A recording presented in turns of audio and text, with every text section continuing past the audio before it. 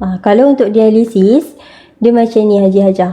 Untuk yang dialisis, boleh sahaja join sekali satu trip dengan jemaah-jemaah lain, tak ada masalah. Cuma untuk yang dialisis, saya sarankan haji ataupun hajah yang lain ambil package dari Rahmah Plus sehinggalah Hotel Jat Dekat.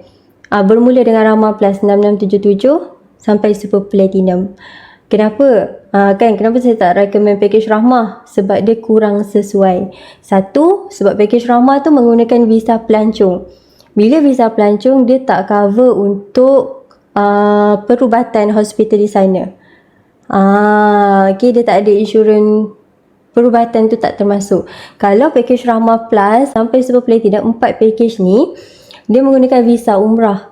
Bila mana jemaah guna visa umrah, kos rawatan hospital kerajaan di Mekah Madinah boleh dapat secara percuma sahaja. Dalam visa umrah tu dah ada insurans yang cover untuk kos perubatan hospital.